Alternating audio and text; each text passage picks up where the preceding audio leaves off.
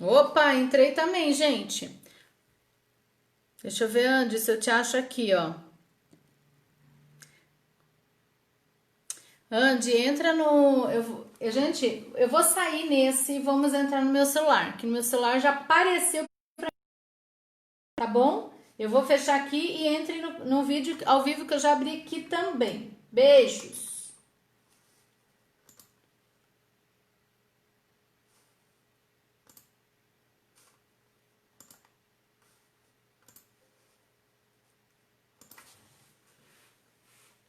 Olha aqui, nós já vamos entrando.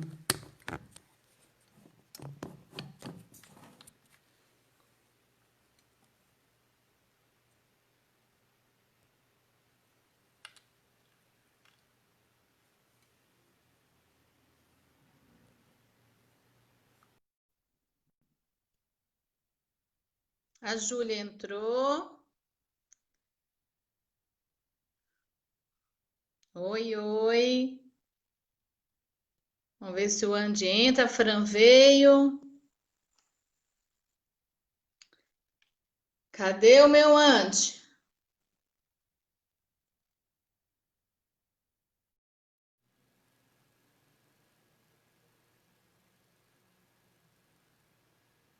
Ande você aqui.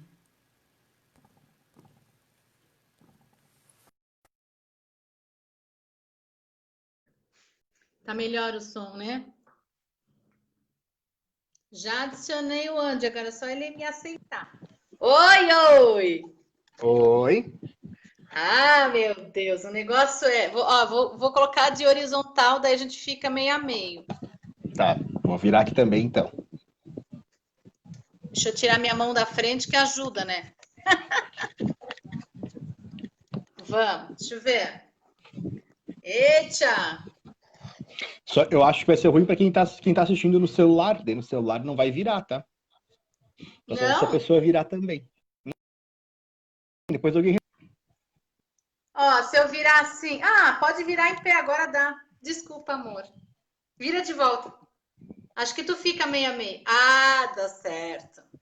É porque eu vi na internet que dizia que se deixasse em vertical, não ficava meio a meio. Entendeu? Sim. Agora acho que foi, né? Foi, esse povo. Deixa Tudo eu... entra de novo, qualquer coisa. Agora eu tô bem pertinho, né? Vocês estão me ouvindo? Aê, sol! Mas vocês estão muito perto de mim agora. Vou colocar um fone aqui. Oi, Andy. Voltou? Eu coloquei o fonezinho aqui. Gente, coisa mais perto. Ai, queria tanto fazer pelo Note que eu consigo ver todas as mensagens ao mesmo tempo e fica. Mas ainda não é o meu momento para o Facebook, certo? A gente tem que procurar primeiro como é que faz a live compartilhada, né? Pelo computador ali. Eu procurei e dizia que era assim, assim, assim, mas aí, como o pessoal disse, tu Não coloca a foi. tela para o lado, não foi. Não era para ser. Oi, olha ali quem entra. Vamos aí, galera. Já temos 14 pessoas, já passamos o nosso horário, mas tá tudo certo. Não é verdade? Sim. Tu quer esperar um pouquinho? Tu quer começar já? Como que tu acha melhor, Cris? O povo que manda. Deixa eu ver que horas. Não tem problema, o pessoal vem mais tarde depois. Eu só vou minha câmera para ela ficar fixa, para ela tá ainda meio boba, assim. Daí eu prefiro que ela fique mais, não fique tão perto assim, que daí eu consigo ver melhor. Fica um pouco mais longe. Sim. A mamãe tá aí, né? Ali a dona Alice. Ah, querida, saudade desse povo. Agora é só se vendo por vídeo, né? É, só assim, né? Só assim pra gente se ver. Mas tá tudo certo, vamos se vendo, né? Olha ali o elogio. Ah, também, E né? elogio de tia vale mais do que de outras pessoas, né? Claro, toda a vida. É, ele sabe nós quem somos realmente. nossos prós e contras, né? Faz parte, né? Vamos ver se eu coloco mais aqui para ficar um pouco mais. Isso. Mudo todo o meu esquema aqui. Essas tias babona. Tô me sentindo grande nesse Facebook aí. Então, vamos começar? Vamos. Vamos. Ai, a Sol. Ai, obrigada, Sol. Vocês estão com saudade da parceria, né? Várias pessoas me falaram isso. Nossa, precisou de uma pandemia para a gente fazer o encontro em dupla de novo, né? Sim, sim, mas tudo certo. Estamos aqui, né? Estamos aqui para isso. Mas a gente fazer isso, na verdade, é a gente tirar tempo em se adaptar à nova moda de fazer encontros, né? Não é a moda, a nova necessidade. Né? Porque para mim também é uma novidade, para mim eu estou aprendendo também. E, enfim, nós não temos como fugir. Como a gente fala, a gente tem que dar o salto quântico na marra agora, né? Esse negócio que a gente vai fazer daqui a 5 dias, daqui a 10 dias, enfim, ou daqui a 5 anos, daqui a 2 anos, não tem isso. É agora. E pronto. Tem isso.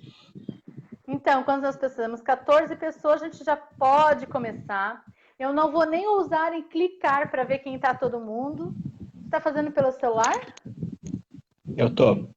Ah, tá. Então, talvez pelo celular eu também tinha lido bastante sobre celular, daí ficava fácil, mas eu ainda vou usar meu Note. Então, vamos lá, minha gente. Então, vamos conversar sobre a psicogenealogia. Eu vou fazer... para quem não me conhece, né? Meu nome é Cris Mayra, eu sou psicóloga, estou formada há 16 anos e nessa minha caminhada a psicogenealogia só veio esclarecer muitos outros pontos e técnicas que eu já utilizava na clínica, né? Então, eu vou pedir para o Andy também se apresentar para que a gente fale rapidamente, para que tem gente que não conhece a gente que está entrando aí, hein? É verdade. E eu sou o Anderson, eu sou psicoterapeuta, trabalho com psicoterapia agora tem mais ou menos 8 anos, mais até, né? Já me perdi.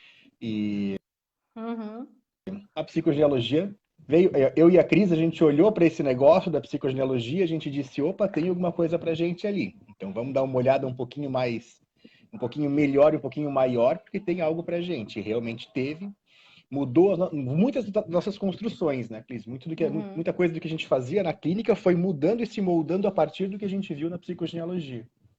Isso. A nossa parceria também, né, mudou focos, mudou formas de trabalho, né, e só veio amadurecer nesses, sei lá, quantos anos, sei lá, 8 anos já, sei lá, tantos anos já, que eu já não sei mais.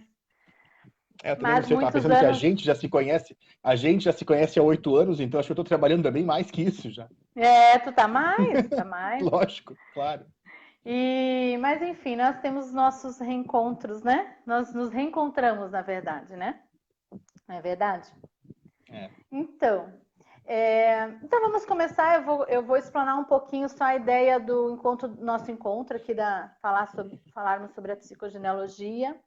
Então, como é que entrou o trabalho da psicogenealogia na nossa caminhada, né? Para mim, clinicamente, já trabalhei com árvore genealógica com histórico familiar há muito tempo na clínica. E nessa caminhada de muitos anos de formada, né, de ter iniciado uma formação de constelação familiar e tal, eu percebi que eu tinha uma facilidade de ver além do mais do que só a constelação familiar do Bert Hellinger nos trazia. E exatamente depois, em 2017, né, eu fiz um convite para esse meu mano aí e falei, tem um curso de psicogenealogia aí e nós vamos, foi bem isso. Eu falei, eu tô te convidando e falei, vamos lá, né? E isso foi em 2017. E o Andy entrou na minha loucura, né? Que bom, fiquei muito feliz, que foi ótimo, né? Nós fomos conhecer então a tal da psicogenealogia.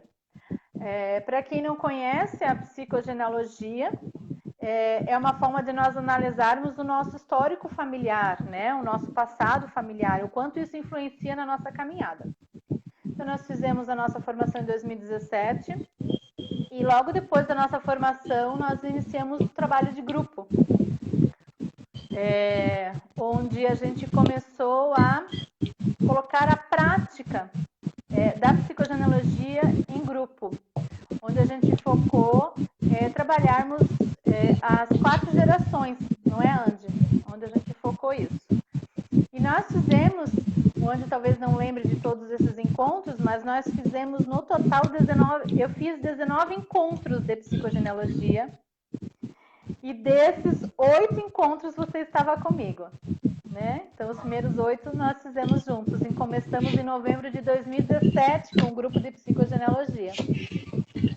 E nesse grupo a gente trabalhou as relações familiares, né? As 4 gerações, então a pessoa, os pais, avós e bisavós. E nós começamos a olhar para esse sistema familiar com o objetivo de entendermos e fazermos aquele paciente tomar consciência, aquele cliente tomar consciência do que estava em volta dele, o que estava movimentando ele para a realidade que ele se encontrava. Inconscientemente, né? Inconscientemente, exatamente. Então, a gente veio trazer a consciência, né, deles, isso também. É claro que nós dois temos um olhar em comum quando a gente diz que a gente faz eles tomarem consciência e nós também da nossa história, porque a cada trabalho, né, nós estamos também tomando consciência do que nossa família nos traz também. Enfim, né, vou deixar agora o Andy falar um pouquinho sobre a psicogenealogia, faça sua introdução aí, seu olhar que é maravilhoso, e vamos compartilhar.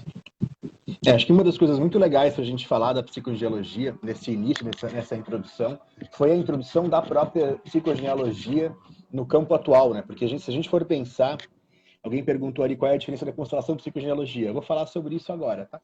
É a gente pensar que, na verdade, a psicogenealogia ela é mais antiga do que a constelação sistêmica.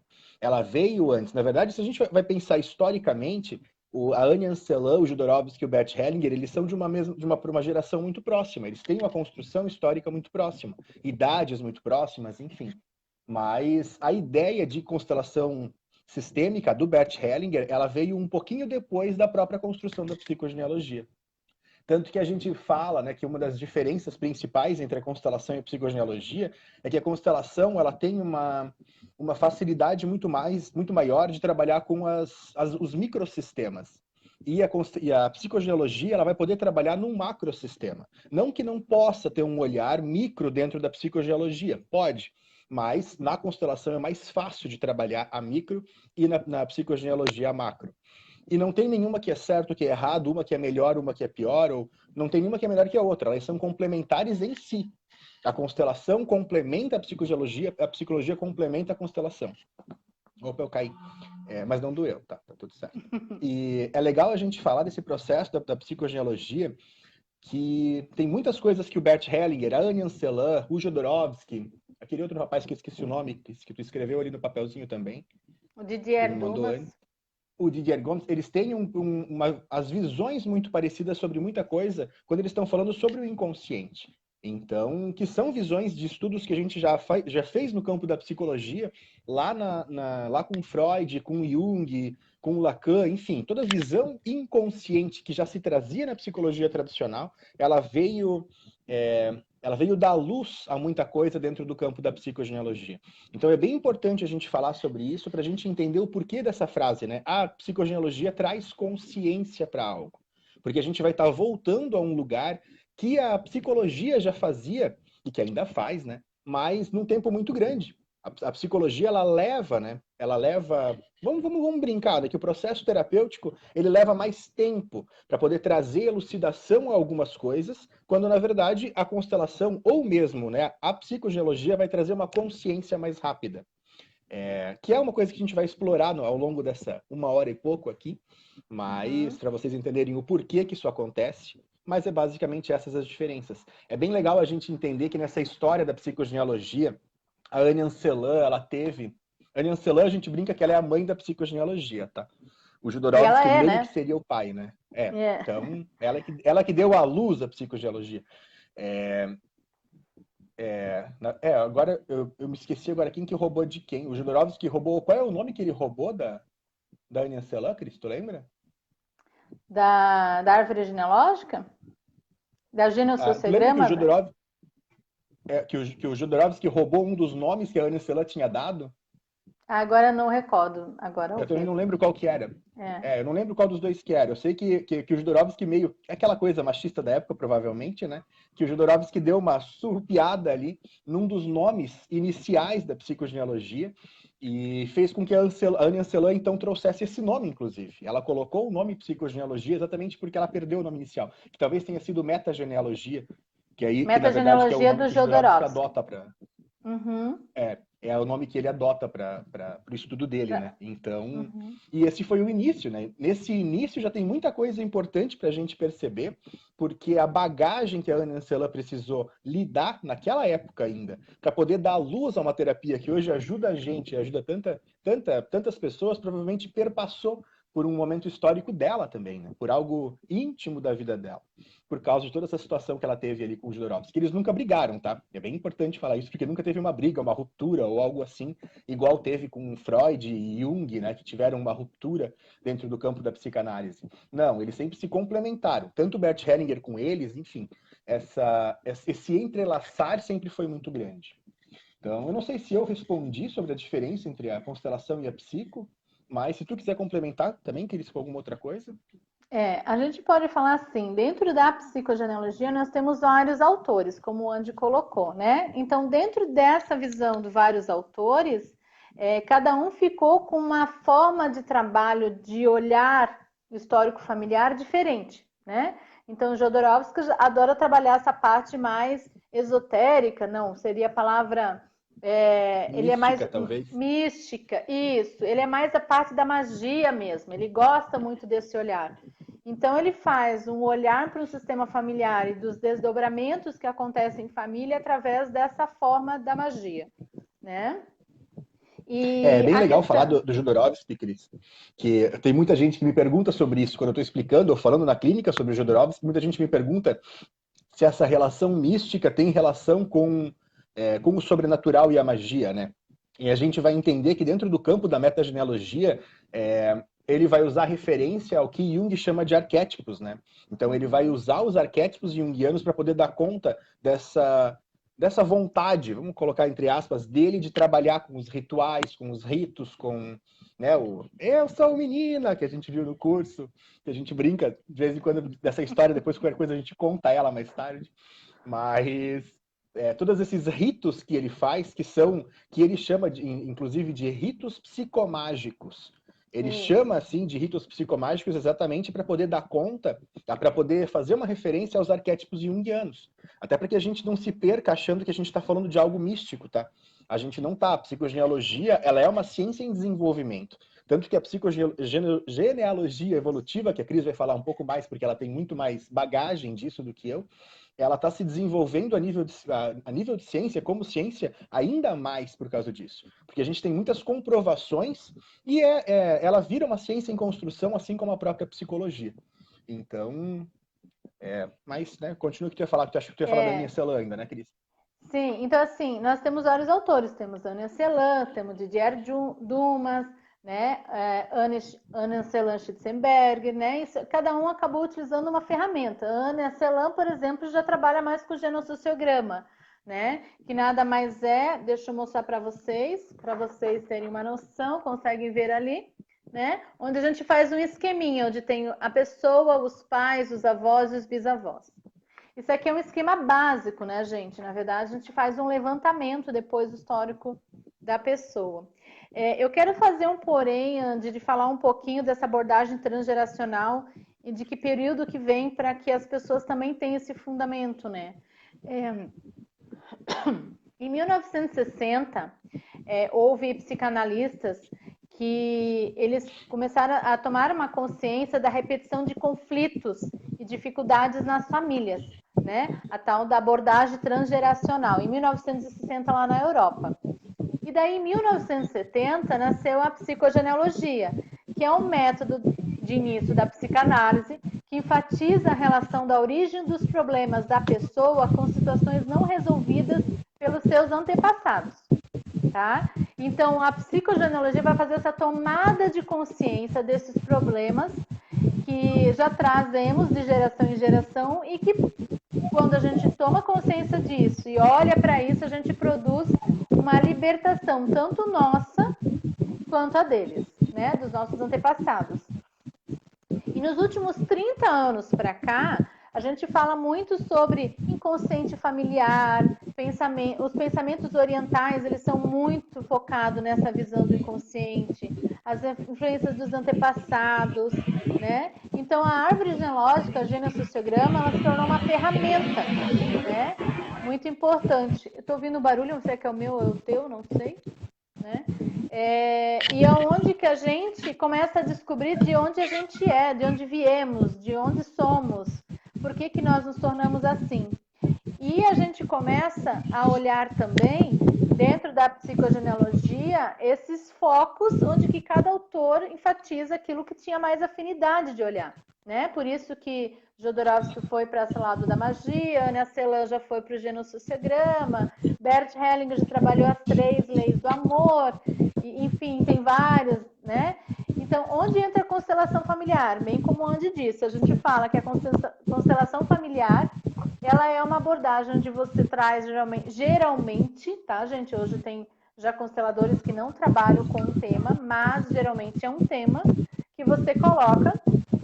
Então, se você quer saber de uma família, sei lá, minha relação com meu pai, né? Daí coloca e é trabalhada essa relação você com seu pai. Então, geralmente se coloca um tema, né, específico. Na psicogenealogia, a gente não vai necessariamente colocar um tema, a gente coloca as 4 gerações. A minha forma do Andy de trabalharmos, ela é muito inovadora, né? Acho que para nós dois, porque nós sentimos a necessidade de não trabalhar um tema especificamente, né? E daí elas colocam o quê? A gente coloca as 4 gerações, tanto no trabalho de grupo como individual, né? Então a gente faz o levantamento da árvore das 4 gerações. Então a gente vai ver o que acontece, o que rege, que movimentos existem na família, qual é o histórico dessa família. Mesmo a gente sabendo ou não de informação, a psicogenealogia nos traz muita luz dessa sombra que a gente não conhece. Então, o olhar que o Andy colocou da visão micro da constelação e macro da psicogenealogia é perfeita, né? Então, é isso que a gente foca, porque eu e o Anderson, nós tínhamos isso, mesmo que a gente tinha o estudo, né, e o conhecimento da constelação familiar, pela nossa facilidade, né, de perceber, de sentir que existia coisas, situações além daquilo que era colocado. Então, a gente expandiu e a gente precisou disso e é uma ferramenta maravilhosa de trabalho, né? E tem uma coisa muito legal para a gente entender que sobre essas construções das constelações sistêmicas atualmente, e que eu sei que isso acaba gerando muita polêmica, mas é importante ser pontuado, é que a constelação sistêmica em si, ela não é só um trabalho prático. Vou repetir, ela não é só um trabalho prático. O trabalho prático, seja de constelação individual ou a constelação em grupo, ela é essencial. Mas dentro do trabalho da constelação, se não houver um processo de consciência desses sistemas, né, o do novo olhar daquilo que aconteceu ali realmente, que pode acontecer no próprio dia da constelação ou posterior a ela, a escuridão volta a acontecer.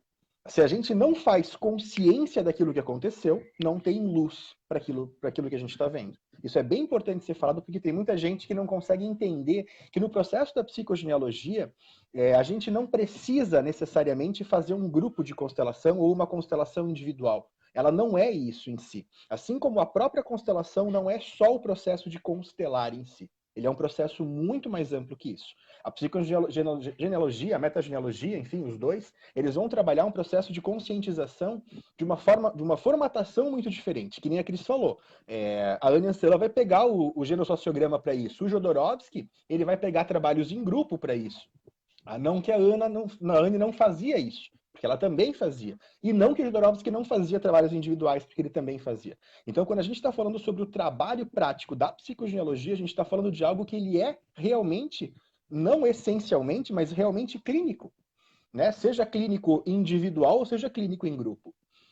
De novo, não que a constelação não seja, porque ela também é, mas a visão atual que a gente tem de constelação, até porque hoje em dia tem muita gente fazendo, formou um grupo de constelação e vai fazer constelação e vai sempre ficar repetindo constelações, fazendo várias constelações, enfim. E a psicogeologia, ela também pode fazer isso, mas ela é muito mais que isso. E a psicogenealogia, ela tem algo que me encanta muito, que é você deixar que o sistema te traga informação e que eu possa praticamente não intervir, né? Eu sei que hoje na constelação também acontece, mas eu posso falar muito mais hoje da psicogenealogia e é algo que nos... como é que eu posso dizer? Ela nos dá alguns saltos assim de percepção incríveis, né? Então as pessoas dizem, nossa, eu sempre acreditei que a minha família era diferente. Não é, né? Então a gente sempre fala, tanto num trabalho quanto no outro, é muito claro, deixa que o nosso sistema nos mostre, o sistema daquela pessoa nos mostre realmente o que acontece, o que rege ela, que valores, que sentimentos, que dores, né? Então, o trabalho da psicogenealogia a gente abre e deixa acontecer. Nós, infelizmente... Pode falar. Pode falar, Cristina. Não? Só infelizmente, hoje, a gente não consegue fazer o trabalho de grupo por questão da pandemia. Sim. Até eu iria reiniciar o grupo em março, não foi possível. Então, hoje a gente faz isso clinicamente, na clínica, né? E assim, é bem legal a gente entender que esses processos todos da psicogenealogia, elas vêm de uma formação, quando a gente diz que ela é uma formação inconsciente e que ela é uma ciência em formação, é porque a gente está falando de um processo tanto neuroquímico nosso, quanto psicogenético, vamos chamar assim. Quando a gente está falando sobre psicogenealogia, a gente está essencialmente falando sobre algo, né, que nem a Cris disse antes, tudo aquilo que a gente carrega dos antepassados, que a gente carrega da nossa árvore familiar, a gente carrega através das nossas células mesmo, tá? Uhum. Para que, de novo, a gente não ache que isso é algo mágico ou sobrenatural. Ele não é algo celular.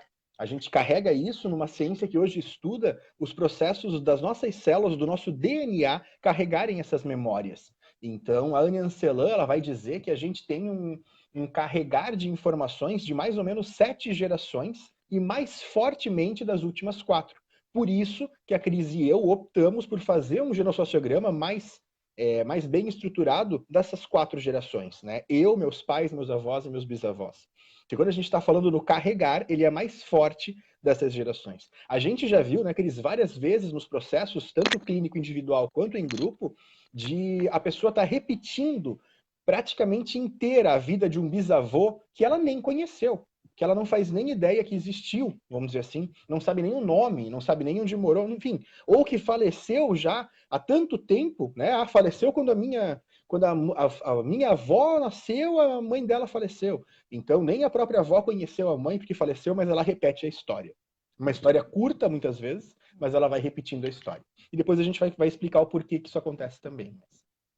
Existem movimentos característicos, né, na psicogenealogia, como a gente está direcionado ao assunto psicogenealogia aqui também, né, que faz dentro do nosso sistema familiar, né? Um primeiro movimento que acontece não por essa ordem, eu deixo claro, mas é a questão da projeção, né? Dos medos, das angústias que os nossos pais passaram, que os nossos avós passaram e que trouxeram significado para essas gerações, né? Então a projeção, nós temos a identificação quando a gente tem nomes de identificação, às vezes aquela questão da homenagem mesmo para o familiar. Nós temos uma identificação onde a gente compara. Fulano era assim, você é assado. Nossa, vocês têm algo em comum. Então, existe toda uma questão de identificação com o familiar. Existe a questão da exclusão, que ela é muito forte. Ela tem efeitos profundos nessa família, que é exatamente a questão da exclusão, de excluir alguém na família, né? Por N motivos, por questões das crenças, em questão da época que se deu essa família também. E temos a repetição, que é o maior desafio, e as pessoas trazem isso clinicamente, de que, nossa, eu vim me tratar porque eu não quero ser igual a minha mãe. né? Ah, eu vim exatamente porque eu estou percebendo tendo uns comportamentos igual ao meu pai, né? Então as pessoas trazem esse olhar e elas não entendem para que serve isso. Não digo nem o porquê, mas o para que isso serve. Então, na psicogenealogia, a gente consegue fazer essa leitura através do genossociograma. Né? Então, o genossociograma da psicogenealogia vira a ferramenta básica clínica, né? Que no grupo a gente explicava, fazia essa explicação da psicogenealogia e entrava no trabalho de grupo. Né? Na clínica, a gente faz o levantamento do genossociograma e a gente começa a fazer a leitura do que essa família está nos passando de informação e está nos passando de movimento para gerações atuais efetivarem, fazerem uma escolha de profissão. Por que a pessoa escolheu essa profissão? Por que ela tem esse nome? Tem N característica. Por que ela não por que ela tem relacionamentos destrutivos? Ou por que ela não repetições de relacionamentos, né? Isso. Então, isso são movimentos comuns na psicogenealogia, né? Além disso, tem outros dados que a gente também olha, depois eu vou mostrar para vocês rapidamente por cima, para vocês não identificarem nada, né? Mas eu vou mostrar exatamente depois quando passa essa... vai fazer agora, que eu não sei qual é, mas eu sinto que é. Exatamente, eu vou mostrar rapidinho um genossociograma só para vocês verem como quando a gente levanta um olhar para a família através do genossociograma, né? Fale, amor. Sim, tem uma outra coisa que eu estava pensando enquanto tu ia falando também, Cris, sobre essas construções de outras épocas e o como que isso se torna tão forte e tão... porque tem algumas coisas que a gente repete na história da nossa família que a gente repete igual como se a gente soubesse da história. E a gente não sabe. Ah, mas é porque o nosso inconsciente sabe. Então, como? Por que o nosso inconsciente sabe? E aí a gente vai precisar ir lá para Jung e na construção que Jung estudou em 1920 sobre o inconsciente coletivo para poder entender um pouco sobre isso. E é bem legal a gente entender essa construção, que é bem simples, tá? Ou melhor, eu vou explicar de uma forma bem reduzida e chula, mas porque explicar e entender o inconsciente coletivo não é simples, tem um livro do Jung só sobre isso. Mas, para vocês entenderem, Jung ele percebeu que deveria ter, foi assim o início, alguma força que influenciasse o coletivo. Ele começou a perceber isso através dos estudos da sincronicidade dele. Sincronicidade era o quê? Era, eu estou conversando com... Eu combinei de ir com a Cris numa cafeteria. E aí a gente combinou de ir, chegamos lá, estamos dois de blusa vermelha. E, mas é algo tão bobo, é uma coincidência. Para Jung, essa coincidência não existiu. A gente interagiu através de um campo que ele vai chamar de psicoenergético, e esse campo, essa interação fez com que a gente se conectasse de alguma forma. E a forma de a gente demonstrar um para o outro que a gente está conectado é usando a roupa da mesma cor. Então, Jung percebeu isso com a experiência esqueci o nome do bichinho. Da Joaninha, que quem quiser depois eu explico um pouquinho, me manda mensagem que eu explico, para ficar não tirando tempo daqui, mas foram vários os movimentos que Jung fez para entender que existia uma...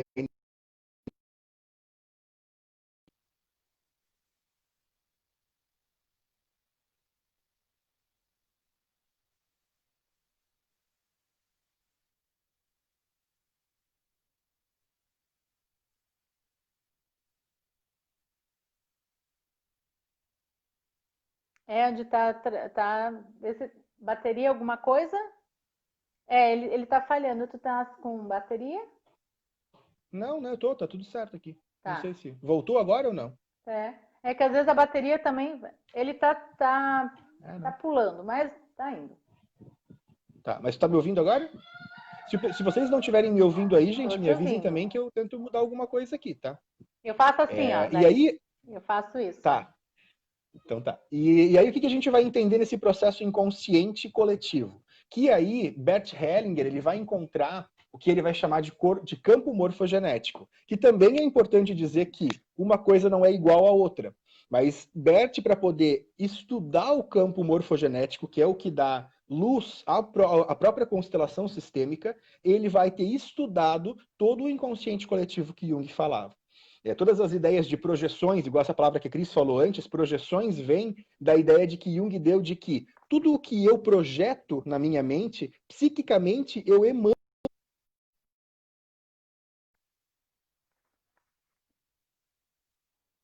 Tá travando agora. Tá. Voltou?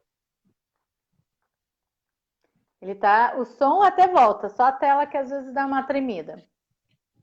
Tá. Oi? Minha internet tá boa aqui. Não sei o que é. Faz parte da Tentar trocar a emoção do internet. negócio. Pois é. Gente, por favor, né? Se vocês não estiverem ouvindo também, me avisem, porque eu tento mudar de lugar aqui, tá? Gente, nada é por acaso. A nossa família estremece com todas as informações.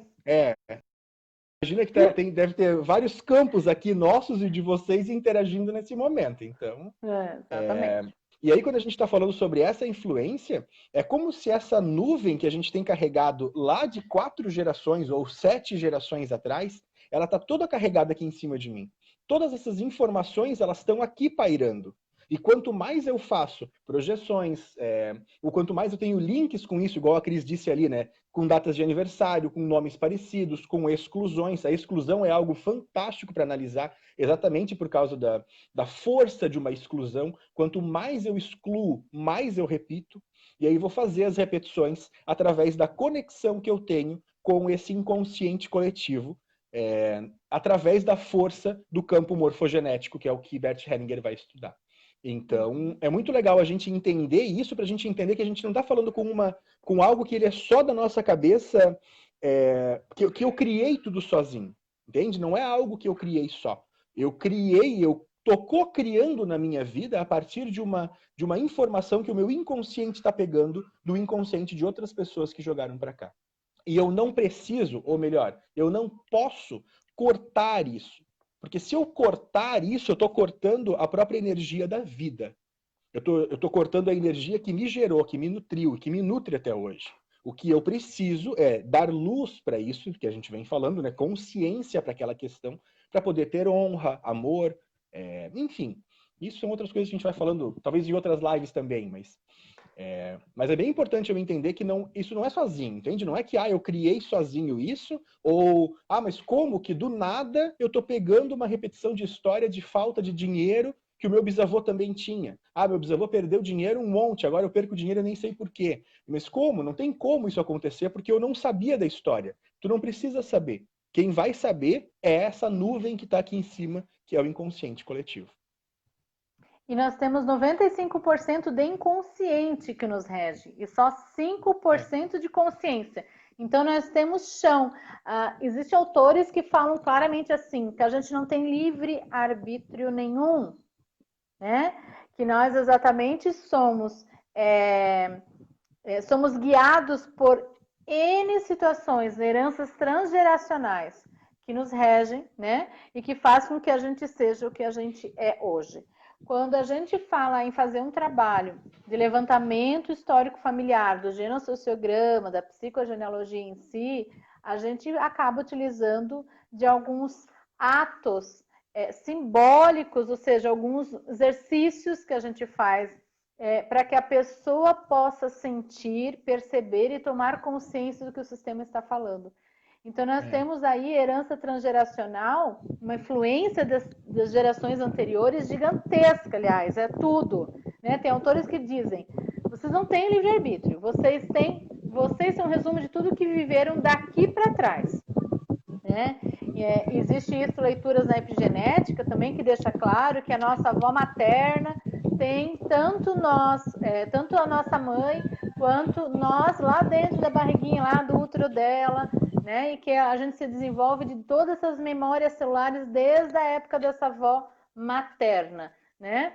Então, imagina, daí eu não vou entrar em detalhes da epigenética, que daria uma outra live para isso, mas que a gente possa entender. E também algo que a gente possa olhar para nosso histórico familiar, e que muitos de vocês já devem ter ouvido, a questão de a importância do pai e da mãe na nossa caminhada. Então, eu quero que vocês expandem e entendam que não é só o pai e a mãe. É o pai, a mãe, os avós, os bisavós, tataravós e assim por diante.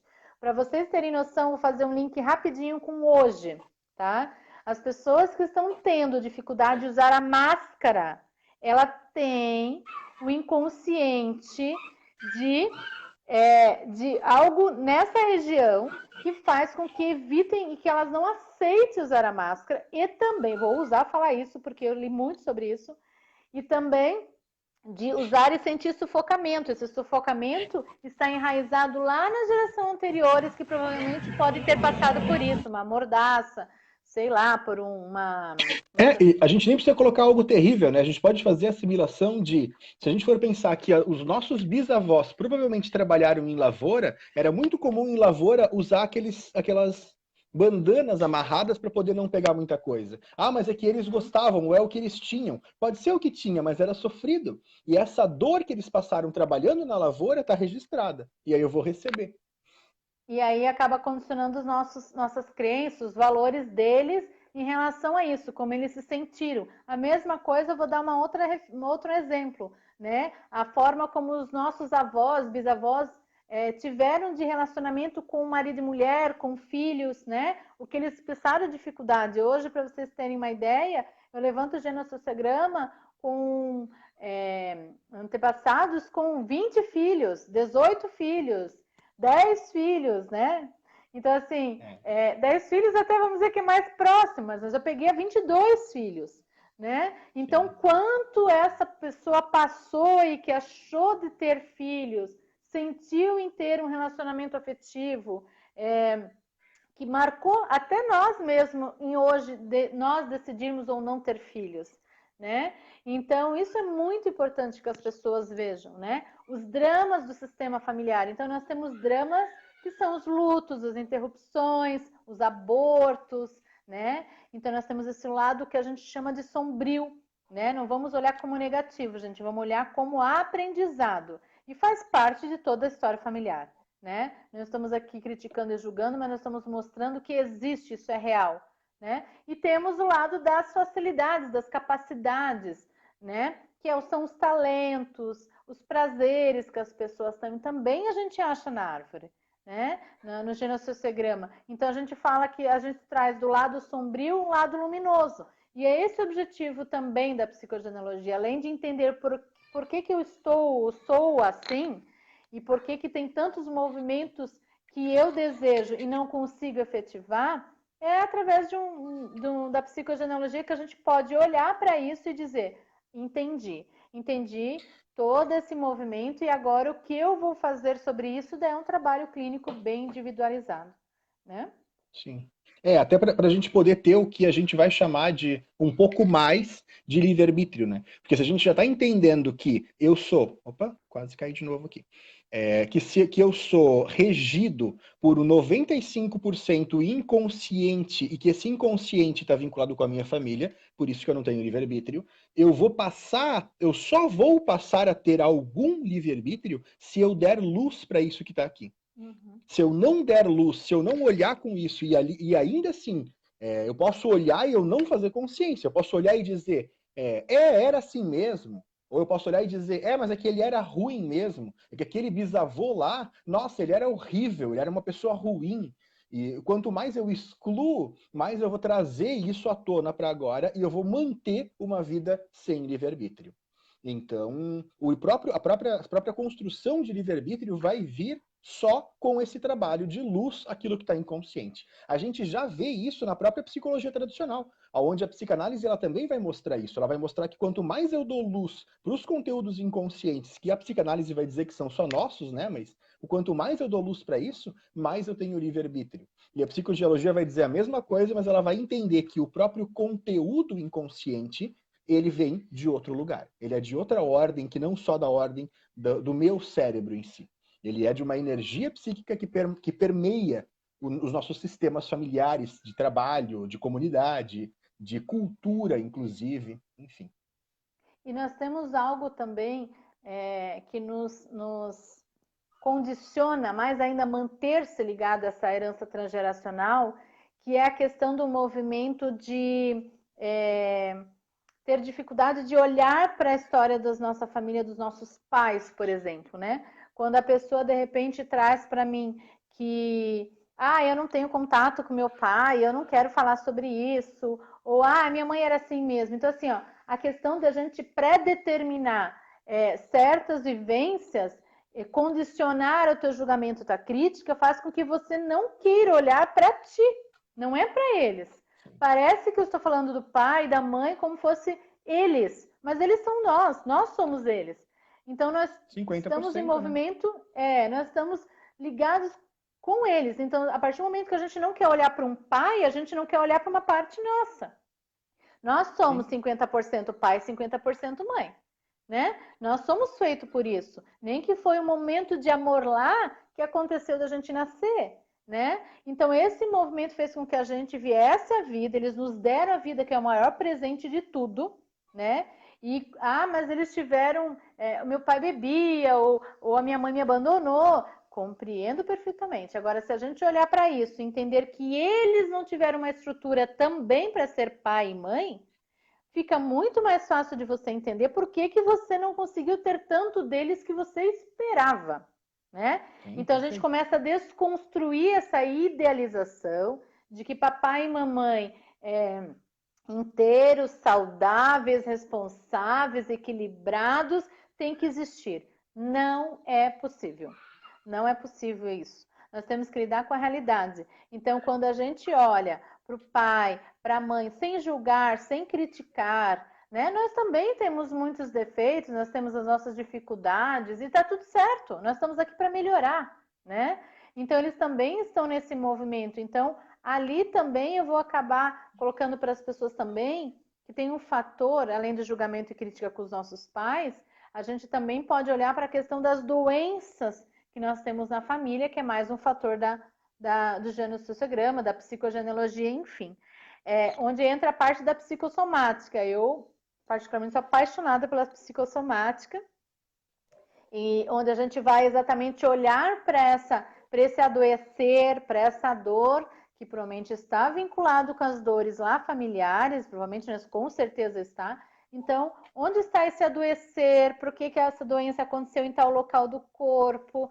Quando aconteceu? Em qual período da vida? Né? Como é que isso tudo mexeu com a família?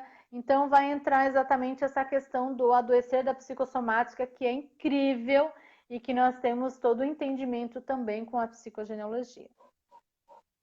Sim. Não é verdade? Acho que não dá nada para acrescentar sobre isso. Eu só concordo com o que tu disse. Não tem nem como complementar de uma forma diferente. Né? Então, a questão dos pais, queres comentar alguma coisa da relação com o pai? Sim, quero. Dos pais eu quero falar assim. A gente falou na psicossomática e eu esqueci que eu queria falar sobre os pais, que é algo bem legal. E foi ótima a construção que tu fez. Enfim. Quando a gente está falando sobre pai e mãe, tem algo muito curioso que a gente faz nesse processo de exclusão e anular, e esquecendo que eu sou 50% pai e 50% mãe. Quando eu olho, né, por exemplo, eu tenho um pai que é bundão, ou um pai que é extremamente autoritário. Vamos colocar esses dois extremos para a gente não achar que eu estou falando de um só, né? E eu nego aquilo, e eu olho e quero dizer, mas é que eu não quero ser assim, eu não quero ser 50%, então eu vou fingir que ele não é, ou eu vou criticar esse bundão ou esse autoritário, porque eu não quero ser assim. E entenda que quanto mais você negar que ele tem o direito de ser como ele quiser, porque essa é a vida dele, e ele faz o que ele quiser com a vida dele, o quanto mais tu negar isso, mais você vai interagir com pessoas, às vezes até o teu próprio marido, a tua própria esposa, que vai dar conta disso para que você enxergue que é um lado e que é algo teu. E muitas vezes, que é o que mais acontece, você vai reproduzir isso de uma forma que você não percebe. Então, ou você vai espelhar isso, né? Por exemplo, eu tenho um pai muito bundão, então eu vou ser extremamente autoritário e rígido para eu poder dar conta de algo que eu nego. Ou seja, eu estou vivendo um espelhamento daquilo, uma inversão, desculpa, o espelhamento é o fazer o igual. A inversão daquilo para eu poder dar conta do que eu estou excluindo. Então eu vou inverter tudo o que eu julgo naquele pai ou naquela mãe, que é bundão ou bundona, e eu vou viver, de novo, eu não tenho livre-arbítrio. Eu acho que eu estou vivendo um livre-arbítrio porque eu digo, eu sou revolts, o meu pai, a minha mãe eram bundona, bundão, e eu estou vivendo aqui a minha vida de uma forma autoritária e mandando em todo mundo. Quando, na verdade, tu só está vivendo dessa forma porque está condicionado a fazer isso, porque está invertendo algo que você nega lá atrás. Onde você poderia estar vivendo algo em total equilíbrio disso. entenda aqui que eu não estou julgando quem é de uma forma ou de outra, tá? Então, mas só para posicionar que às vezes a gente acha que está fazendo algo contrário aos pais, só por tentar excluir e negar, e é exatamente por causa disso que eu inverto aquilo, por julgar exatamente. A mesma coisa no espelhamento. O espelhamento eu olho para, minha mãe sempre foi uma mulher muito bondosa, muito querida, ela sempre foi muito quieta, calada, e todas as pessoas em volta diziam que olha só, que ótimo, porque ela entra por um ouvido e sai pelo outro, ela é uma pessoa evoluída, é uma pessoa iluminada, porque ela não se incomoda com nada na vida. E aí você olha para aquilo e diz, isso é o certo. Isso ali é o certo para eu ser. Então eu vou pegar os 50% da minha mãe e vou repetir, e vou espelhar aquilo, e também vou excluir 50% do meu pai, porque o meu pai não é o que a sociedade disse que era certo. E aí entra toda uma questão cultural que a gente fala numa outra live, mas a hora que eu estou fazendo esse movimento, eu de novo entro num lugar de sem livre-arbítrio. Eu entro num lugar de repetição onde eu vou viver todas as dores do silêncio da minha mãe. Então, se ela silenciou e se ela não falou o que ela estava sentindo, eu também não vou mais falar. Eu também vou julgar em mim mesmo que eu tenho que ser uma pessoa bondosa, querida. Eu falava ontem com uma amiga minha sobre o ser, como é que ela falou? O ser delicado e dócil. Né, que é um lugar que as mulheres, principalmente, eu até expus para ela aqui, eu sempre olhei para ela e disse, a gente é muito parecido e você tem a doçura que eu queria ter. Eu falei isso para ela até um ano atrás, um ano e pouco atrás. E eu parei de falar isso já há algum tempo, quando eu enxerguei que, na verdade, talvez ela não queria ser dócil. Talvez ela não queria ser aquela doçura queridinha, mas ela estava sendo obrigada, porque a família inteira dela, né, a árvore dela, sempre cobrou um posicionamento de mulheres que fossem queridas e dóceis. Entende? Então é esse movimento que eu quero que a gente perceba, que a gente está falando sobre pai e mãe. O que eles nos conduzem e que, na verdade, eu não posso querer negar ou excluir. Eu preciso ter honra. Porque independente de ser um psicopata, uma sociopata aqui em cima, foi através disso que eu vim. E eu vou escolher isso na minha vida. Eu vou olhar, então eu tenho que olhar com honra para os assassinatos do meu pai. Eu vou olhar com honra para o movimento de ele me deu a vida. O que ele fez depois que ele me deu a vida é algo dele, porque a vida dele não é minha. Então, a hora que eu separo isso, que eu entendo que ele me deu a vida e eu vou ser grato e honrar isso, eu até brinco quando as pessoas falam, Anderson, eu odeio e eu não consigo. Agora, se tu me falar para eu ter honra e gratidão pelo meu pai, eu não consigo. E aí eu digo, então agradece o espermatozoide que ele te deu. Só. E já tá ótimo. Se tu fizer esse processo, já é um primeiro caminho. Se você nega o pai ou nega a mãe, você está negando metade de ti. E aí a gente tem a maior parte de doenças psicossomáticas que a Cris estava falando antes. Então, é muito importante a gente ter esse olhar, que nem a Cris falou, a gente acha que é só com pai e com mãe, e não é. A gente está aqui falando sobre pai e mãe porque é o que está mais perto. A maior parte disso tudo, imagina, bisavô aqui em cima são 8. Tem 8 bisavós e a gente vai convidar vocês, não sei se aqui se eu podia falar já, né? A vocês fazerem e montarem isso e procurarem. Né? Vocês sabem os nomes dos bisavós de vocês? Tem gente que não sabe. Esses dias eu olhei para uma menina, eu falei para ela falou, eu vou procurar os meus bisavós, porque eu conheci uma bisavó e os outros 3 não. Eu disse, tá, mas são 8 bisavós. Ela, como? Ela nem tinha se dado conta que os avós dela também tinham pais. Entende? Então, e são 8. A gente vai convidar vocês a pelo menos fazerem isso. Procurem, pesquisem os nomes. Que tem gente que não sabe os nomes dos bisavós. Outro movimento que é importante a gente falar da questão da relação dos nossos pais, como o Andy falou, é o que está mais próximo de nós, né? E que a gente às vezes está mais olhando para eles, né? Os avós, a gente acaba achando, parece que compreende mais as ações dos avós do que dos pais, né? Dos pais a gente tem um lado de nível de exigência muito alto, né? Então, assim, a nossa relação com os nossos... né, Cris? A nossa relação com os nossos pais e avós e bisavós, entendo que é todas essas gerações de antepassados, mas eu vou falar necessariamente dos pais, mas eles são condicionados aos pais deles e avós e assim vai. É a questão da nossa relação com pai e mãe, que, condicionados às histórias deles, faz com que a gente também direcione os nossos relacionamentos afetivos.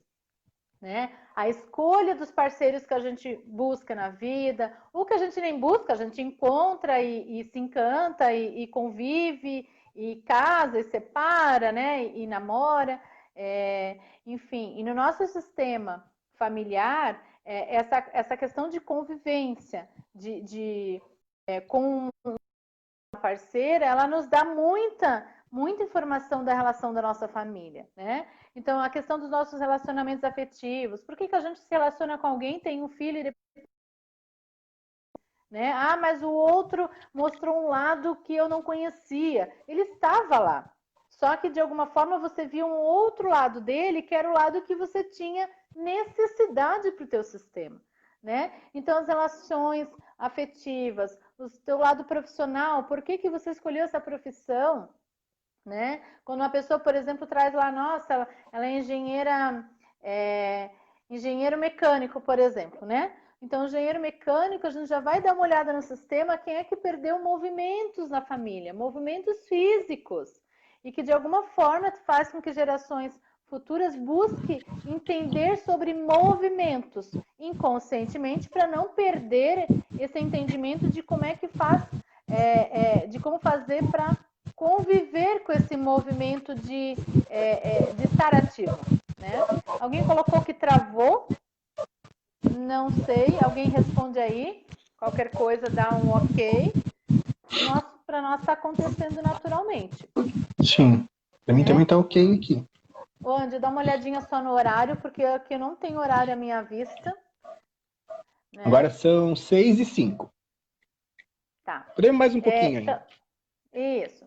Então, qualquer coisa o pessoal comenta aí se está conseguindo acessar, tá, gente?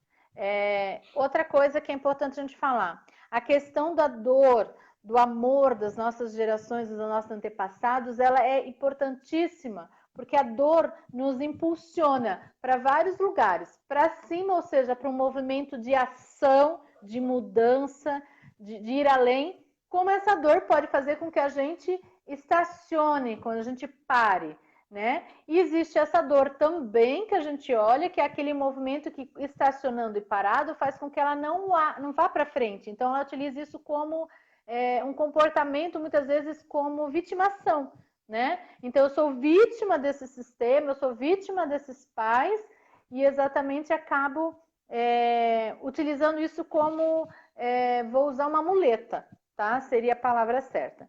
Uma outra questão também que... É pior, eu acho que é pior que muleta, Cris. A gente vai usar isso como um auto-boicote. É um próprio movimento para poder começar um processo de destruição, porque como eles não deram conta das dores, eu também não vou dar. Então eu vou entrar nessa estagnação, eu vou paralisar aqui, porque a gente estava falando antes sobre as dores, lembra? Sim. Daquele processo de, mas então eu vou fazer aquilo, eu vou fazer o processo seguinte ou não? Sim, eu vou fazer, porque é um passo a mais que eu vou dar a partir disso. Então, esse passo a mais que eu vou dar a partir disso, se eu não dou ele, e assim, entenda que a gente não está aqui falando que a gente é obrigado a algo, tá, gente? Se tu está vivendo alguma situação que tu está se sentindo estagnado, ou que tu está com muita dor no corpo, psicologicamente, enfim, a gente entende que cada um tem o seu tempo, e esse tempo precisa ser respeitado. Mas, se eu não dou esse passo, eu estou também repetindo as dores que muita gente não deu conta. Eu não dou conta, é o caminho para a morte. Eu vou começar a produzir essa morte inconsciente, esse desejo de morte inconsciente, para eu poder fazer o que eles fizeram, que também foi morrer. Morrer, eu quero dizer lá, né? Os bisavós, os trisavós, algo mais longe do que só os pais e os avós. Então... Sim. Uma outra questão que é importante a gente olhar na questão da adoção, né? Que eu vou falar como um ponto importante. Na questão da adoção, nós temos todo um sistema familiar dessa criança biológica e da nossa, né? Onde ela entrou na nossa família, né?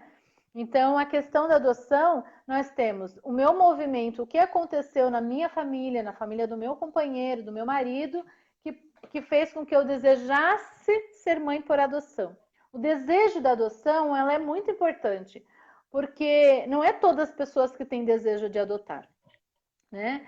Tem um professor meu, o professor Lauro, da Psicogenealogia Evolutiva, que ele traz aquela fala assim, né? Então, quem adota, né?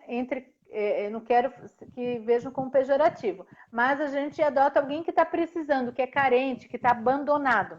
né? Vamos dizer assim.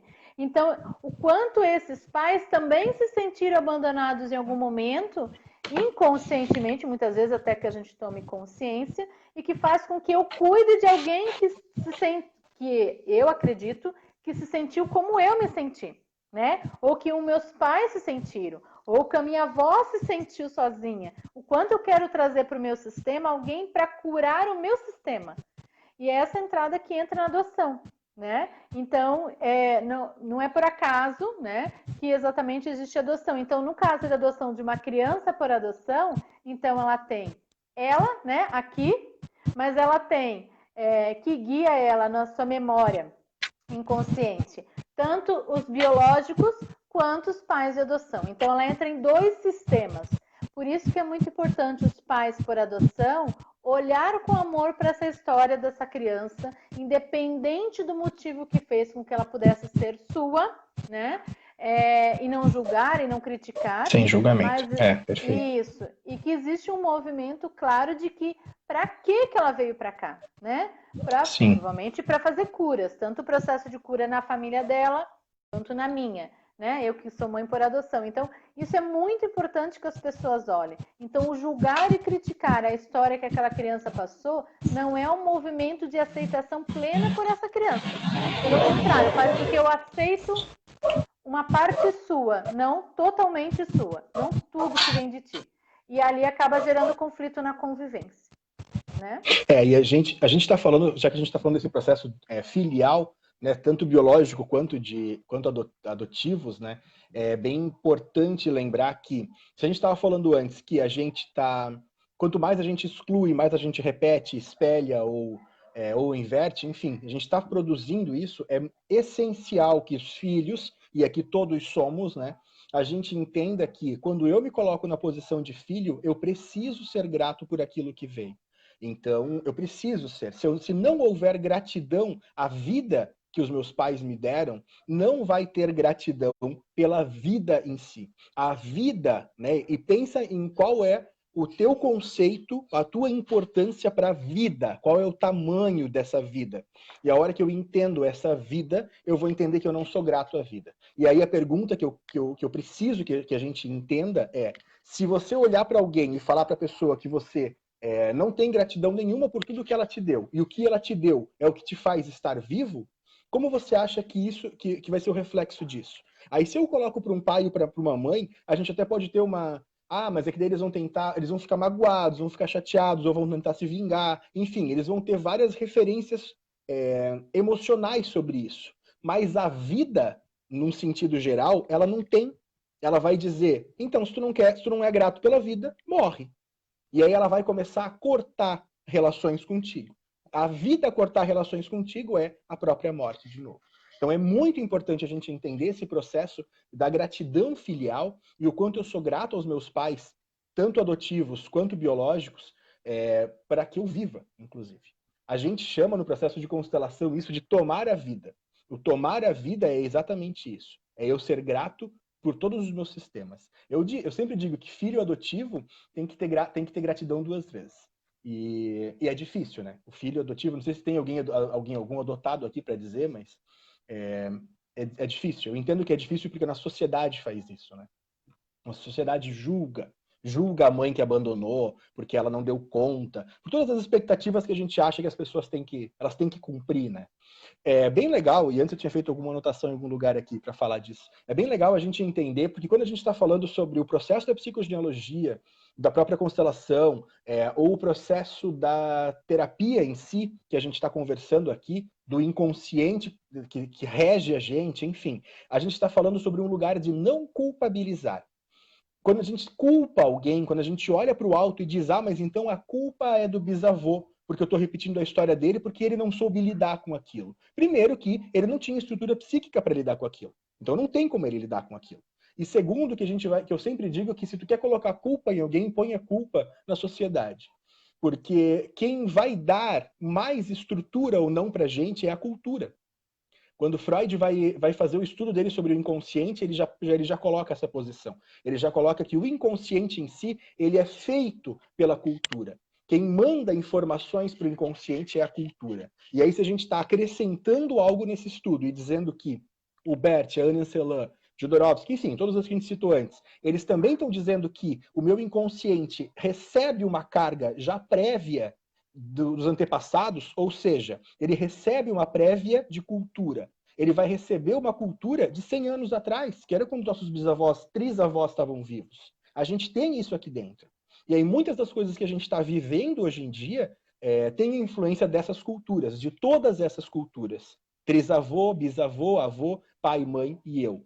E aí não vai ser só sobre a minha cultura em si. Então não é só a cultura do Anderson 2020 que nasceu em 87. É a cultura da Alice que nasceu em 61 e do Moacir que nasceu em 63.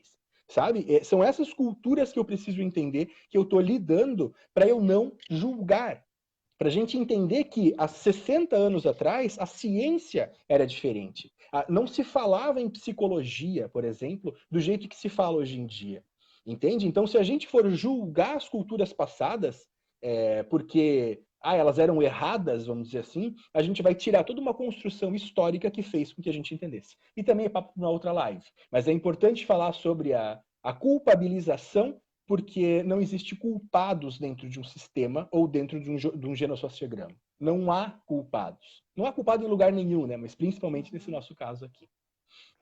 Também quero pontuar duas situações que são bem comuns em clínica, onde as pessoas vêm com um transtorno, alguns transtornos psiquiátricos, alguns distúrbios emocionais, né? Ainda mais a gente na pandemia, mais ainda que vira um gatilho para isso. Né? Então, essa questão toda da nossa forma de pensar, forma de sentir, então, reforçando, tem toda uma dinâmica desse inconsciente familiar, e temos o inconsciente coletivo, que é o inconsciente que rege nós socialmente, também existe o inconsciente, né? Então, essa questão do Alzheimer, das crises de pânico, de ansiedade, né? A depressão, tudo isso tem leitura com a psicogenealogia, né? O Alzheimer, uma pessoa que desenvolve Alzheimer na família, nós temos um histórico lá atrás de alguém que foi excluído do sistema e que não pode ser lembrado, que não podemos ter memória sobre isso. Automaticamente, as próximas gerações, alguém vai desenvolver essa questão do Alzheimer, né? Então, nós temos tudo que vocês imaginarem, tanto da questão mental, emocional, condições de trabalho, condições de relacionamento afetivo, relações com os nossos filhos, com nossos pais, tem a leitura da psicogenealogia.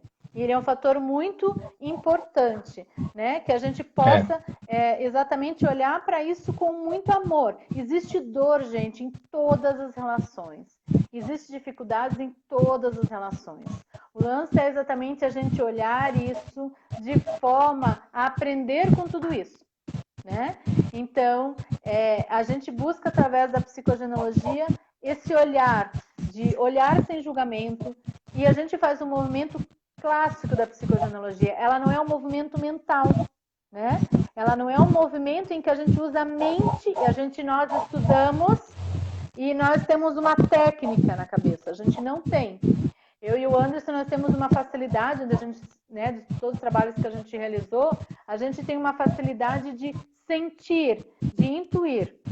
Né? E não tem nada a ver com a questão espiritualização, não tem nada a ver com é uma questão, como é que eles dizem, espírita.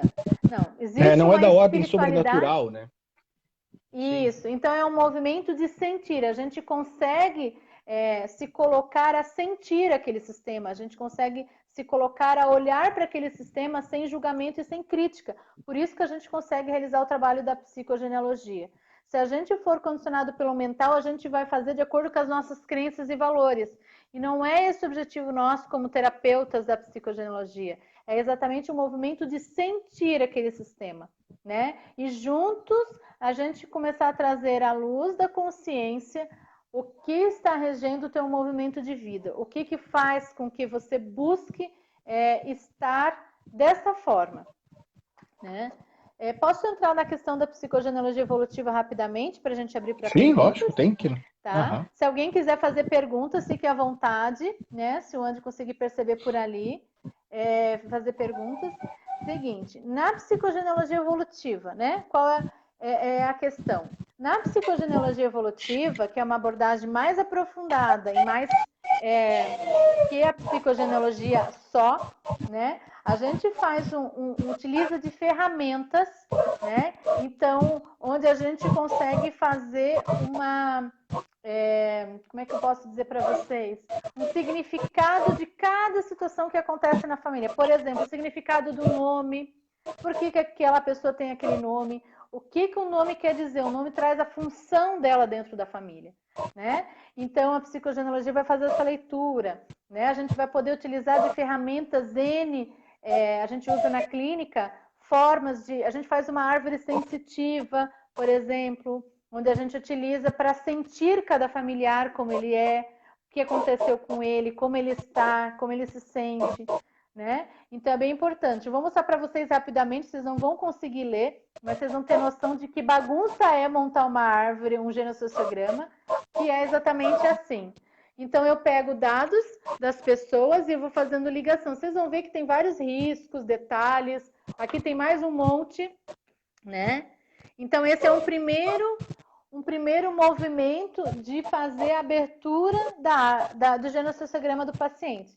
Então, a gente começa a trazer muitas informações. De início, que muitas pessoas acabam fazendo já pesquisa, eu digo para vocês que quem vem para o atendimento clínico, não se preocupem tanto em trazer já dados.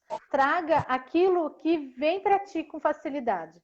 Porque quando você traz ou quando você não tem essa ausência de informações, também tem indícios inconscientes do sistema, né? E na psicogenealogia a gente vê tudo isso, a gente vê a repetição de nomes, a gente vê a profissão, por que aquela profissão, para que aquela profissão, por que houve abortos, para que houve abortos, né? Então, toda essa vinculação com os animais, para vocês terem ideia também, né? Onde esse animal de estimação, necessidade de ter um animal de estimação, porque para que ele vem para o sistema, né?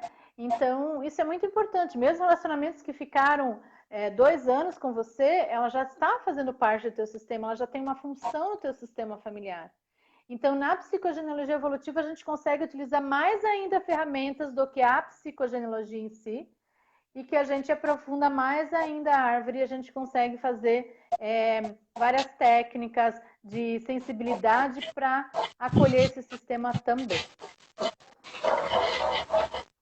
Sim. Se vocês quiserem fazer alguma pergunta, vocês podem perguntar, tá? Enquanto não vem nenhuma pergunta também, né, não se sintam obrigados a fazer, tá? Mas espero que não tenha travado ali as perguntas também, né? Deixa eu dar uma... Acho que não. Mas tem uma coisa muito importante para a gente falar, assim, ó. A gente não tá aqui na vida para dar conta da dor dos outros. Tudo isso que a gente falou não é para que vocês se sintam fadados a carregar a dor dos outros. Isso a gente já faz automaticamente, inconscientemente. A gente já está fazendo esses movimentos. A gente já vai fazer isso. A gente, inclusive, diz dentro dos processos da psicogenealogia que nós nascemos para isso. Nascemos para poder dar, né, de acordo com as estruturas que a psicogenealogia teoriza, né? Ela diz que a gente nasce para poder dar conta disso. E a gente faz isso por amor. A gente, por amor ao nosso sistema, por amor ao pai e à mãe, por amor aos avós, a gente vai pegando dores deles e acha que tem que dar conta disso. E aí o meu convite para vocês é algo que eu vivi, inclusive dentro do processo do curso de psicogenealogia, é entender que não cabe a mim ser tão arrogante, prepotente e soberbo ao ponto de achar que eu vou dar conta da dor de alguém. Porque ela não é minha. Quem tem que dar conta são eles. E se eles não derem conta ou não deram conta, tudo bem. Tudo bem, é deles. Cabe a mim olhar para a minha vida, ser grato a ela e continuar. Né? Já é viver, num sentido geral, já tem várias coisas que a gente vai passar para poder lidar, no dia a dia mesmo. Né? E a gente vê isso na nossa prática clínica, né, Cris? Toda semana, as pessoas que vêm semanalmente, em uma semana já acontece tanta coisa na vida da pessoa que já é motivo para fazer terapia, inclusive. Mas, então, lembrem disso, tá? A importância de se trabalhar o nosso sistema psicogenealógico é exatamente esse. É eu entender que tem muitas dores nossas que não são nossas. Não é teu, não carrega. Ah, mas então eu tenho que largar. Não, você pode honrar aquilo e colocar aqui do lado. Entende? Eu vou colocar aqui e dizer, tá aqui. Que lindo, olha, perfeito. Ah, mas é porque teve uma morte horrível, uma tragédia gigante. Aham, ela tá aqui. Ela vai continuar estando. Eu querendo ou não, ela vai estar. Então, o meu avô faleceu assassinado. Eu mesmo não querendo, ele vai continuar tendo sido assassinado. Ele tá assassinado aqui em cima. Então, cabe a mim olhar para isso da melhor forma. Eu tenho um primo aqui que o avô dele é o mesmo, tá? O Lucas, né, Lucas, já usa isso para a vida, tá? E a gente esquece de fazer esse olhar, a gente esquece de ter honra pelas coisas, porque a gente acha que a gente tem que dar conta disso. Então não sou eu que tenho que dar conta da dor da minha mãe ter ficado sem pai. Ela vai precisar fazer isso, e vai caber a mim ter honra por isso, ter honra por essa dor, ter honra por essa história e só. Então não inventem de quererem, vou repetir, é uma palavra que me pegou muito forte anos atrás e a Cris lembra. Não queiram ser arrogantes, prepotentes e soberbos, achando que vocês têm que dar conta das dores dos antepassados. Até porque tem uma questão que esse é o medo, esse exatamente é o medo das pessoas quando vão se sentem curiosos de início, né, para fazer um trabalho da psicogenealogia, mas eles sentem medo de acessar. Ah, não, eu vou saber um monte de coisa que eu não quero saber. Na verdade, ele já sabe inconscientemente, já rege Sim, ele inconscientemente. Claro. Só falta exatamente ele tomar consciência e dar lugar para isso, né? E as pessoas dizem, ah, meus pais já têm problema que chega, eu nem quero saber. Só que daí você está fazendo esse mesmo movimento contigo, tu também não quer saber da sua vida. Não né? quer saber. Isso. Exatamente relacionado com ela. Tem uma frase que eu gosto muito do Jung, né? Eu sou apaixonada por Jung, e Jung trabalha esse olhar da psicossomática que me encanta também, que fala assim, ó, ninguém se torna iluminado por imaginar figuras de luz, mas sim por tornar consciente a sua escuridão familiar. Então é uma frase muito que diz muita coisa, né? Então, uma outra questão, gente, façam as perguntinhas de vocês, que a gente aproveita para responder nos minutinhos que nós temos. A outra questão também que vem através de um trabalho da psicogenealogia é tomar consciência das suas carências familiares, carência de pai, carência de mãe, o quanto a gente projeta isso nos relacionamentos, a questão de dívidas, de dinheiro, de herança. Gente, um fator que é muito... todos os fatores são muito fortes, mas tem um outro fator que pesa muito no sistema, é a questão dos segredos. Né? Os segredos regem... Algo oculto, né? Ele rege movimentos que continuam fazendo com que você não acesse isso. Deixo bem claro que nós não temos que descobrir segredos de família, mas que nós temos que olhar que existem, sim, mas que a gente não julgue e critique pelo que aconteceu lá, independente se a gente vai saber ou não. Né? Porque esse movimento dos segredos faz com que faça o teu movimento gerar em torno de manter-se também coisas em segredo. Né? Então, isso é muito importante, né? Famílias que se separam, casamento que não dá certo, enfim, nós temos N situações aí, né? Então, a psicogenealogia ela é incrível, ela te dá um olhar maravilhoso para sua família. Quem gosta muito desse olhar sistêmico, né? Nesse movimento, não utilizamos como sistêmico, mas eu posso dizer para vocês que é um despertar do estado do inconsciente para a consciência incrível, né? E as pessoas estão buscando, né? Agora nós estamos num momento de pandemia que mais faz eu olhar a isso. Muitas pessoas ainda não voltaram efetivamente para a sua normalidade profissional, vamos dizer assim, né? Sim. As crianças não estão na escola. Isso. Então, esse movimento faz com que aflore. Então, a pandemia é um gatilho clássico, né? Como qualquer outra coisa, mas a pandemia está sendo um gatilho para aflorar muitas coisas que a gente precisa olhar. É um gatilho coletivo, Sim. né? E que é muito importante, né? E ele é muito... Podemos olhar amorosamente para tudo isso, né? Como a gente deve aprender a olhar para a nossa família também. Perfeito. Queres colocar mais alguma coisa, Andy? O pessoal quer perguntar? Estão tudo tímidos hoje? Ou não entenderam quase nada, e aí não gerou muita pergunta, ou entenderam o suficiente e também não vai ter pergunta. Ou ficaram mais confusos ainda e falaram, ah, meu É, Deus, a vida não é nada daquilo que eu pensei. e geralmente não é, né? Então, Tenho aqui também com a gente algumas pessoas que estão conosco que já fizeram o trabalho da psicogenealogia, né? Se tiver gente que queira comentar ou, de repente, partilhar a experiência, né? Escrevendo aí pra gente, que possa partilhar, porque é incrível, né? A gente nesses encontros, né? Desses 19 encontros que nós tivemos, e cada encontro, né, a gente fez, na época de eu e o Andy, a gente fazia até 2 trabalhos, né? Dois trabalhos das 4 gerações. Quando eu fiz sozinha, porque o Andy foi embora do Brasil, mas graças a Deus já voltou, né? Fui buscar ele, gente, para muita gente eu fui é buscar ele. verdade. Fui lá em Portugal e catei ele de volta, né? Tem alguém escrevendo aí, o Andy lê para depois, né? Mas nesses 19 encontros, depois eu fiz um trabalho por encontro, foi muita emoção, muita, muita. Deixa eu ver se eu consigo ler. Ah, é uma pergunta da Celi.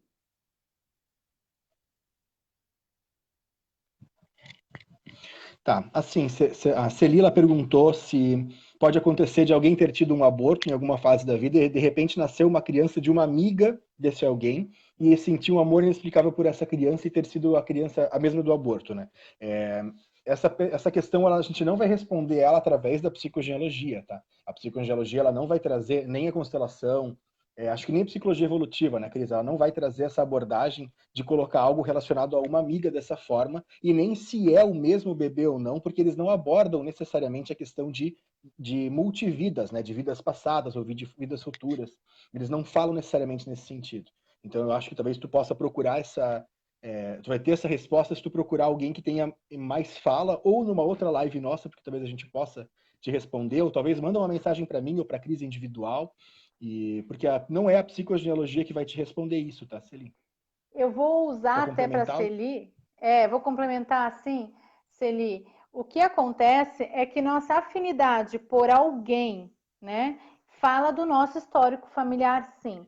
Não estou necessariamente falando que essa criança, tá? Então, daí nós podemos olhar com outras formas, isso tudo, né? Então, não vou nem entrar no olhar espiritual, tá? no Que daí a gente espírito teria em uma. si, né? Entrar em Sim. respeito nesse sentido. Mas existe um movimento da tua árvore, da tua história pessoal, que faz você ter uma necessidade de que aquele bebê traga algo para dentro de ti. Então, isso acontece sim. Existe algo em E você. é algo, inclusive, Celi, que você pode falar para essa pessoa isso, tá? Você pode convidar essa pessoa que fez o aborto sem julgamento, tá? A gente vai lembrar que a gente não está falando de algo de julgamento, não cabe nem a psicogenealogia e muito menos a Cris e eu julgar algo assim, a gente nem tem esse julgamento. Mas de falar para essa pessoa, para ela acolher esse filho como se ele tivesse aqui, porque ele esteve. Por mais que ele esteve durante 3 dias, não importa, mas ele esteve. Então acolha para ti, né, para essa pessoa, no caso ali, acolha para ti dizendo, essa pessoa veio e foi, e ok. Ah, mas fui eu que tirei essa vida, sem julgamento, não entra nesse julgamento, porque a gente vai entrar em algo muito, muito além, culturalmente falando, que vai fazer com que isso seja certo ou errado. Então, mas o Mas acolher é importante. isso, existe o vazio do aborto. Se aconteceu com você, no caso, a gente faz um acolhimento desse aborto. Então, a gente traz essa tua vivência, a tua experiência para dentro de ti, tá?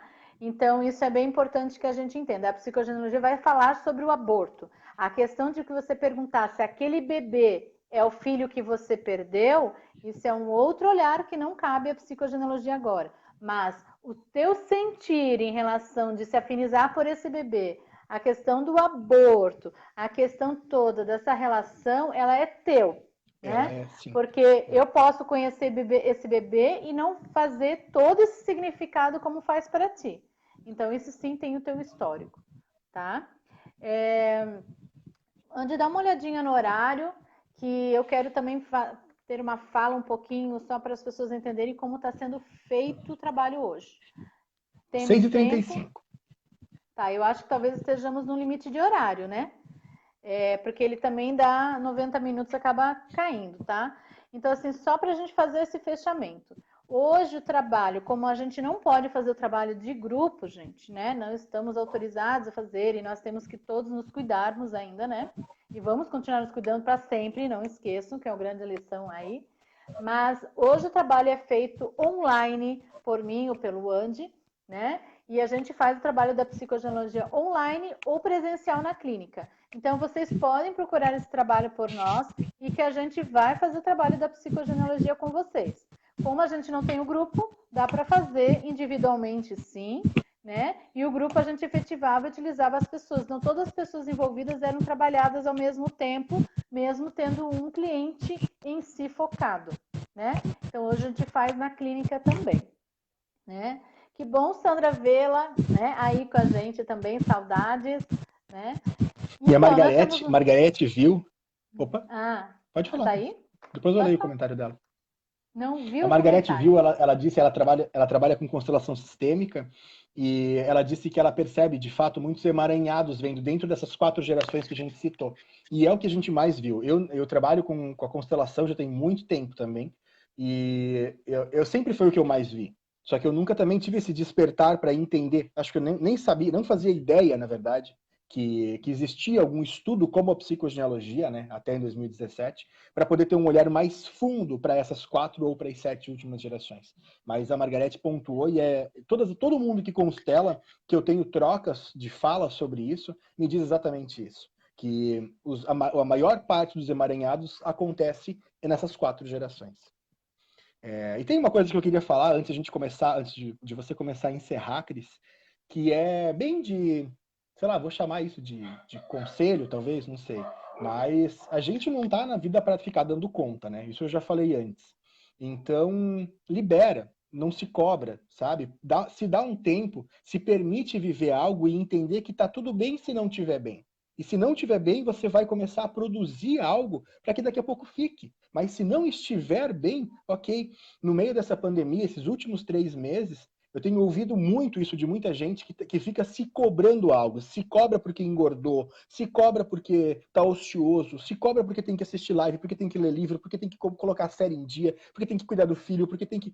Se cobra, se cobra, se cobra. E a gente tá vivendo num lugar de tem que. Eu tenho que, tudo eu tenho que. E é essencial lembrar que as palavras tenho que, elas vão fazer, né, o tendo que, tanto faz, elas vão fazer referência a uma obrigação. Eu estou me obrigando a algo. E tudo que eu me obrigo, eu escravizo. E eu vou virar escravo de mim mesmo e das minhas cobranças. Então é muito importante a gente trazer essa visão de tá tudo certo, tá tudo ok, né? A Cris, ela fala muito isso, a gente sempre brincou com isso, né? Tá tudo certo. Antes, quando ela começou, que ela não estava conseguindo me convidar, tá tudo certo, tá tudo bem, daqui a pouco vai dar. Enfim, sabe? E é perceber que esse movimento, ele precisa vir para nossa vida de uma forma a trazer a leveza, né? Para que tá tudo bem, então tá tudo bem. E mas aqui eu não tô bem. Ok.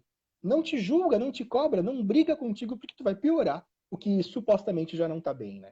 Então, só para ficar esse recado, tá? Que bom.